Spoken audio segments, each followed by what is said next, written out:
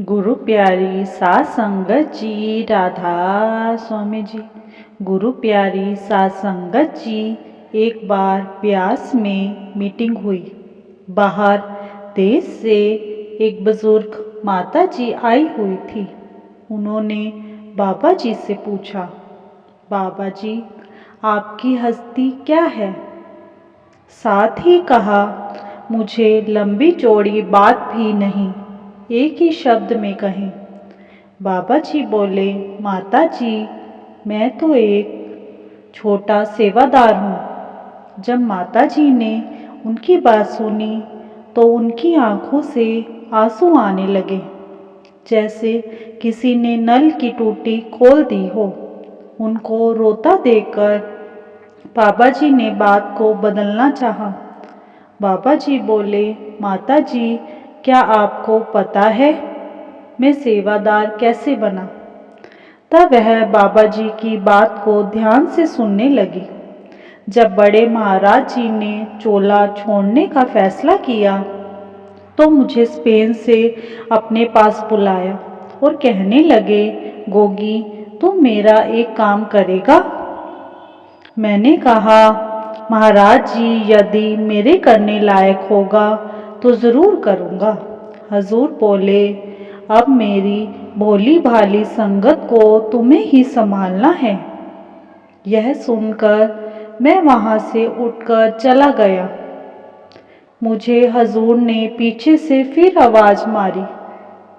कहने लगे, भाई यह मेरा हुक्म है। तो उनका हुक्म मुझसे टाला नहीं गया। मैं तो हजूर का हुक्म निभाने की कोशिश कर रहा हूँ। बाबा जी ने कहा, अब इन फूलों को संभालने की जिम्मेवारी मैंने अपने ऊपर ले ली है। माता जी ने पूछा, बाबा जी इस सेवा से पहले आप कौन सी सेवा करते थे? तो बाबा जी बोले, माता जी मैं इस सेवा से पहले कोई सेवा नहीं करता था। एक बार मैं प्यास आया तो हजूर ने कहा, तुम सत्संग सुनते हो या कोई सेवा भी करते हो? मैंने ना में सिर हिला दिया। तो हजूर बोले, कोई सेवा भी किया करो।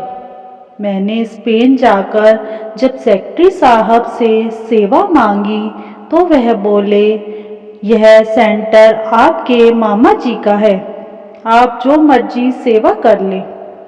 उन्होंने मुझे कोई सेवा नहीं दी। मैं वहाँ के इंचार्ज से पूछकर फ्लश साफ करने की सेवा करने लग गया था। इसी के साथ एक छोटी सी साखी और है। एक बेटी अपनी मेहनत से IAS ऑफिसर बन गई। लड़की का नाम आशा था। उसकी माँ ने बाबा जी से नाम ले रखा था और वह सत्संग पर भी जाती थी। माँ मेरे IAS बनने की खुशी में मेरी कुछ सहेलियाँ मुझसे किसी बड़े रेस्टोरेंट में पार्टी देने के लिए कह रही है। मुझे कुछ समझ में नहीं आ रहा है कि मैं क्या करूं, पार्टी दूं या उन सबको मना कर दूं। आशा ने अपनी माँ से पूछा, जो रसोई में बेटी के लिए चाय बना रही थी। माँ चाय का कप आशा को थमाते हुए उसको बोली, देख बेटा, हम लोग मध्यम वर्गीय परिवार की श्रेणी में आते हैं।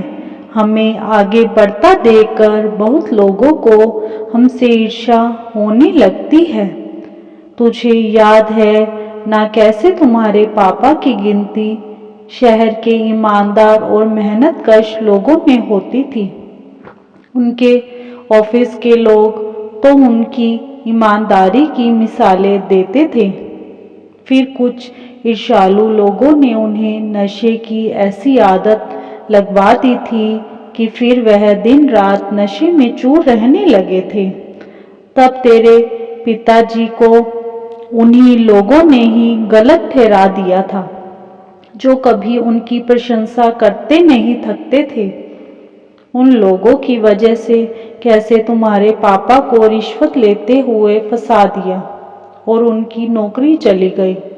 शहर में उनकी कितनी बदनामी हुई, जिस कारण तुम्हारे पिता की मृत्यु हो गई और उसके बाद हम दाने दाने के लिए मोहताज हो गए थे। तुम्हारी स्कूल की फीस भरने के लिए भी मेरे पास पैसे नहीं होते थे। तब तेरी इन्हीं सहेलियों ने तुझसे कैसे मुंह फेर लिया था और तुझे हीनता की दृष्टि से देखती थी कि यह तो बहुत गरीब है। जब मैं स्कूल में काम के लिए निकलती थी तो यही लोग मुझे ऐसे देखते थे कि जैसे मैं मेहनत नहीं कोई गलत काम कर रही हूँ। और तू भी जब रात को सड़क की रोशनी में बैठकर पढ़ाई करती थी तो आसपास के लोग हमें कितने ताने देते थे, हम पर छीटाकशी करते थे। तुझे वह सब याद है ना बेटा? हाँ माँ, मुझे सब कुछ याद है, आशा धीरे से बोली। और माँ, मैं वह बातें कभी नहीं भूल सकती। माँ बोली, बेटी, अब तूने अपनी कड़ी मेहनत से यह पद हासिल करके उन्हें मुंह तोड़ जवाब दे दिया है, जो उन्हें हजम तो नहीं होगा। तेरी सहेलियां भी तेरी वाहवाही करके तुझे आसमान पर तो बिठाएंगी ही, लेकिन तेरी एक छोटी सी गलती होने पर यही तेरी सहेलियां तेरी आलोचना करने में 1 मिनट की भी देरी नहीं करेंगी। इसीलिए बेटी, मैं तुझे यही समझा रही हूँ, तुम इनकी चिकनी चुपड़ी बातों में कभी मत आना। मेरी यह बात तुम हमेशा ध्यान में रखना कि तुझसे ऐसा कोई काम ना हो जिससे हमें समाज के द्वारा फिर प्रताड़ित होना पड़े। ये पार्टी शार्टी तो बड़े लोगों के चोचले हैं। हाँ, जब तुझे पहली तनख्वाह मिले तो किसी दिन ब्यास जाकर बाबा जी को धन्यवाद अवश्य देना और अपनी पहली कमाई में से कुछ सेवा पेटी में डाल देना।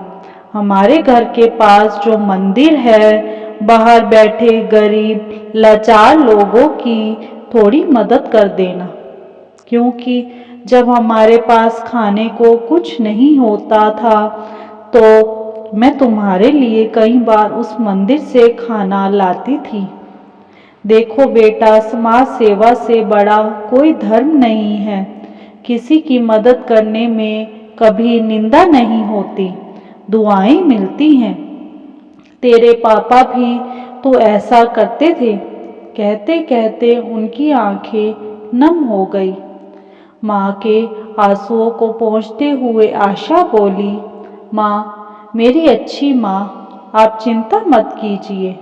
आपकी बेटी ऐसा कोई काम नहीं करेगी जिससे आपको अपमानित होना पड़े। कहते हुए वह अपनी माँ के गले लग गई और बोली, माँ, अगले हफ्ते दिवाली है और दिवाली पर ब्यास में बाबा जी का भंडारा है। चलो हम अगले हफ्ते ब्यास चलेंगे। बाबा जी जिन्होंने मेरी नौकरी लगवाई, उनका बहुत बहुत शुक्र करने लगी। माँ बोली, बाबा जी की दया से तू अपने पैरों पर खड़ी हो गई और उनकी दया से अब हमारे सारे दुख कट जाएंगे। वह दोनों बाबा जी का शुक्र शुक्र करने लगी। शुक्र मालिका, शुक्र दातिया, आपका बहुत बहुत शुक्र। इसी के साथ इजाज़त चाहते हैं। कल मिलेंगे एक नई साखी के साथ। तब तक के लिए राधा स्वामी जी।